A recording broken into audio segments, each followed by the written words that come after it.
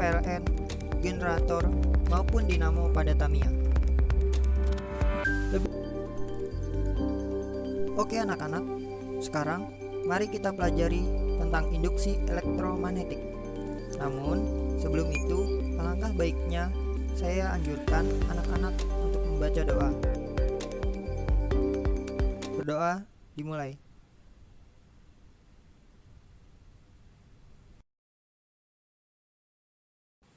Berdoa selesai. Pertama-tama, kita akan membahas tentang tujuan pembelajaran. Yang pertama, ada menganalisis fenomena induksi elektromagnetik dalam kehidupan sehari-hari. Yang kedua, melakukan percobaan tentang induksi elektromagnetik. Berikut presentasi hasil percobaan dan pemanfaatannya dalam kehidupan sehari-hari. Dimulai dari gaya gerak listrik. Faraday menemukan bahwa gaya gerak listrik bisa terjadi akibat dari induksi. Gaya gerak listrik itu sendiri adalah suatu energi yang diberikan pada setiap muatan listrik untuk bergerak. Sedangkan gaya gerak listrik induksi adalah gaya gerak listrik yang disebabkan oleh adanya medan magnet di sekitar kumparan, sehingga pada kumparan tersebut ditemukan adanya listrik yang mengalir. Dalam kesimpulannya, Faraday berpendapat bahwa semakin besar laju perubahan flux, maka semakin besar perubahan GGL, induksi, yang ditimbulkan. Dan semakin banyak jumlah lilitan yang digunakan, maka semakin besar pula GGL induksi yang ditimbulkan.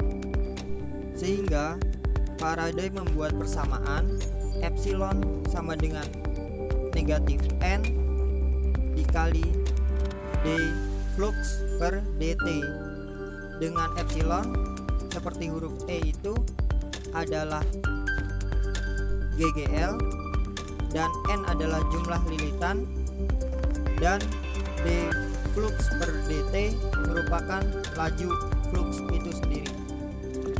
Selanjutnya, berkaitan dengan hukum Faraday, seorang fisikawan bernama Lenz menemukan bahwa gaya gerak listrik induksi selalu membangkitkan arus yang medan magnetnya berlawanan dengan asal perubahan flux, sehingga menyebabkan hukum Faraday sebelumnya bernotasi negatif. Hal ini dikarenakan medan GGL induksi berlawanan arah dari medan magnet penginduksi. Ilustrasi berikut ini mungkin dapat memperjelas informasi sebelumnya. Ketika galvanometer menunjukkan angka 0, cobalah ambil magnet bar dan cobalah dekatkan kepada kumparan, sehingga jarum pada galvanometer bergerak. Selanjutnya, cobalah tarik magnet tersebut keluar, sehingga jarum galvanometer bergerak. Namun, ketika magnet itu di tengah, maka jarum galvanometer berada di 0. Galvanometer sendiri merupakan alat pendeteksi arus listrik. Selanjutnya, kita beranjak kepada penerapan induksi elektromagnetik. Yang pertama, ada AC generator. Generator ialah suatu alat yang mengubah energi mekanik menjadi energi listrik dengan prinsip induksi elektromagnetik. Dalam penerapannya, generator memiliki persamaan sebagai berikut. Flux yang diterima oleh galvanometer merupakan flux medan dikali cos alfa, di mana alfa merupakan percepatan dari pergerakan kumparan yang bergerak melingkar, sehingga di sana percepatan sudut berubah menjadi kecepatan sudut dikali dengan waktu. Kedua-duanya diturunkan, sehingga D flux sama dengan min kecepatan sudut flux magnet dikali sin kecepatan sudut waktu dt. dt-nya dipisahkan, dialihkan ke ruas kiri, sehingga d flux per dt sama dengan negatif kecepatan sudut dikali flux magnet dikali sin dikali kecepatan sudut dikali t. d flux per dt itu sendiri merupakan bagian dari hukum Faraday, sehingga d flux per dt bisa dimasukkan ke dalam hukum Faraday, sehingga hukum Faraday berubah menjadi epsilon sama dengan n dikali kecepatan sudut dikali flux magnet dikali sin kecepatan sudut t.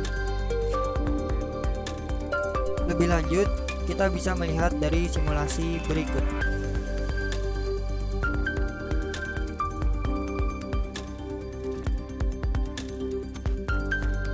Selanjutnya, kita beranjak ke transformator. Transformator adalah alat yang digunakan untuk menaikkan atau menurunkan tegangan listrik bolak-balik. Prinsip kerja mengubah tegangan listrik bergantung pada kumparan primer dan sekunder transformator. Dalam penerapannya, transformator memiliki persamaan sebagai berikut. Tegangan primer dibagi tegangan sekunder sama dengan lilitan primer dibagi lilitan sekunder. Hal ini berkaitan dengan epsilon primer merupakan tegangan primer itu sendiri, sehingga untuk perbandingan epsilon primer dibagi epsilon sekunder sama dengan lilitan primer dibagi lilitan sekunder.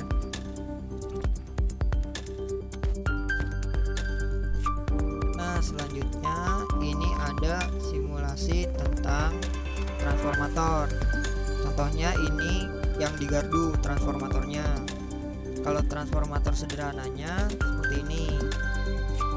Nah, ini yang kiri itu merupakan kumparannya primer atau bawahnya ada tulisan. Nah, bagaimana anak-anak? Semoga tidak membosankan ya dari cara pengajaran hari ini. Nah, semoga oh iya, saya juga pengen direfleksi gimana sih pembelajaran hari ini. Seperti itu. Nah, untuk tanggapannya saya mohon ya, untuk tanggapan kalian semua. Terima kasih.